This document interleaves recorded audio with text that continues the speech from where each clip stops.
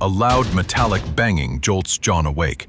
James, already up and fully alert, gives him a cup of hot coffee. Drink up. We're leaving in 5.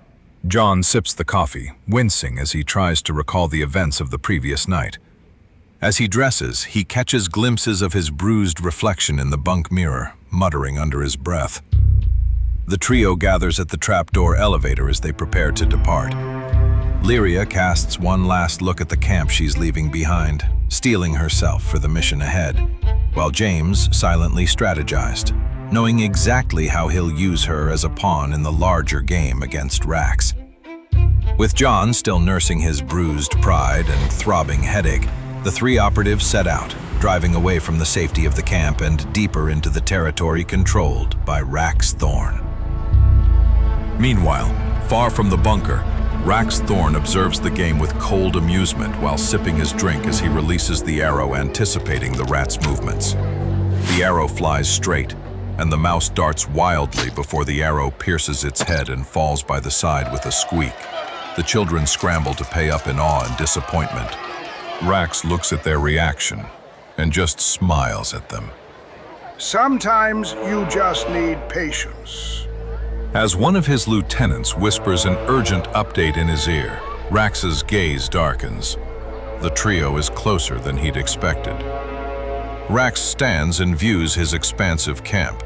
He sips his drink slowly, processing the implications of this news and calculating his next move. Unaware of the true depth of their enemy's network, James, John, and Lyria continue forward, unaware that they are now squarely in Rax Thorne's sights. The Jeep's engine hissed and popped as John kicked the fender for show. Smoke billowed thick into the dry wind, a staged breakdown in the no-man's land of the Red Plateau. Around them, the air shimmered from heat, the sky bruised by smoke and sun. James kept his eyes on the ridge. Then came the rumble. Black SUVs and armored desert trucks crested the hills like vultures. Dust spiraled behind them, and the insignias of the local militias, skull and serpent glyphs, gleamed in the sunlight. Here comes the circus. Hope you boys are ready. The men who spilled out weren't rank amateurs. They moved in practiced formation, with scarves covering faces, rifles up, movements silent and fluid. These were not just thugs. James raised both hands. Do not shoot! We are unarmed!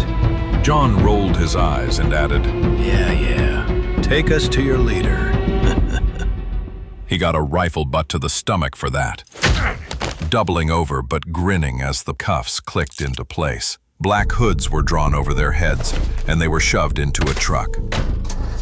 As the vehicle sped into the heart of the plateau, neither of them spoke. The silence wasn't fear, it was patience. They were heading exactly where they wanted to go. When the hoods were finally ripped off, the light hit them like a punch. They blinked into the golden glow of oil lanterns, their eyes adjusting slowly. And then they saw it. Rax Thorne's kingdom. The compound was built into the carved rock face of a mesa, equal parts fortress, shrine, and throne room. Thick stone columns rose to meet a ceiling draped in torn military banners, tribal weaves, and blood-red silks that billowed with the desert wind. Each pillar was embedded with scraps of war trophies, dog tags, shattered visors, fragments of drones and missiles. A massive chandelier made of bullet casings and bone cast shadows across the flagstones. At the center of the chamber, raised on a semicircular dais, was a throne forged from the spine of a downed helicopter, twisted into shape, padded with black leather. Skulls, human and otherwise, lined the armrests and the high back. Around the throne were guards, statues, and mounted weapons. On the far side, a half-open vault door revealed a glimpse of Thorne's infamous stockpile, the plunder of 2 decades of border wars. It was a cathedral of war, sacred in its brutality, a warning and a legacy. And seated on that throne was the devil they had come to meet. Rax Thorne did not rise immediately. He watched them as if he'd been expecting them. His robes were layered but loose, dyed in natural pigments, rust, ochre, black. Around his neck hung a medallion carved from meteorite, worn and ancient.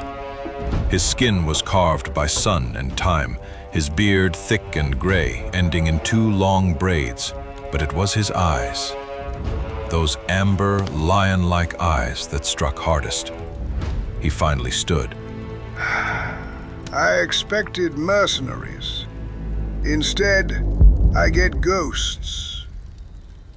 He stepped down slowly, each movement heavy with purpose, like a lion descending from its perch. No need for cuffs now. We're all civilized here. Always the diplomat. James massaged his wrists. We appreciate the, hospitality. John stood taller, defiant. Do you usually throw banquets for your prisoners? Rax turned to him, not angry, but amused. Only when they walk in on their own legs.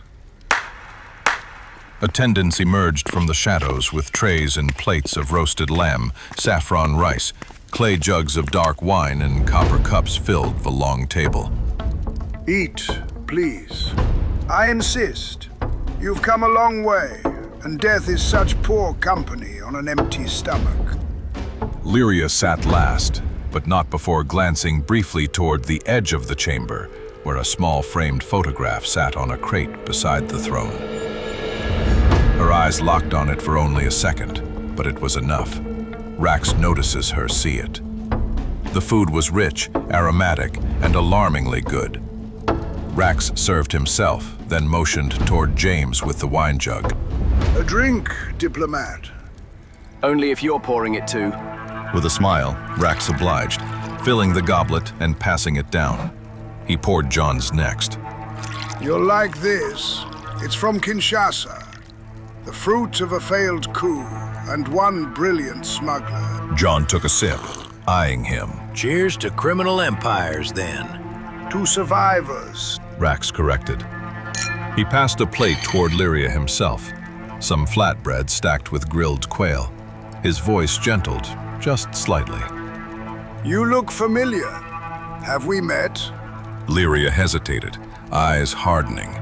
I doubt it. He said nothing, but smiled, quietly. The conversation turned heavier. You obviously want to know why I became this. Why I left the army, betrayed the Republic, turned from patriot to pariah. James sets down his goblet and cautiously says, It did cross our minds.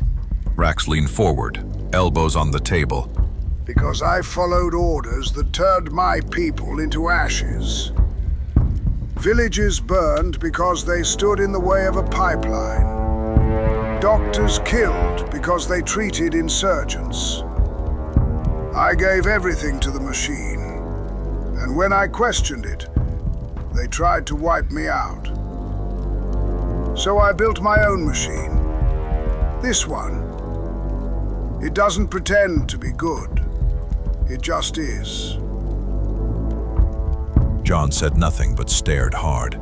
I do not expect you to understand, but I do expect you to listen. Lyria's eyes kept drifting involuntarily toward the framed photo over and over again.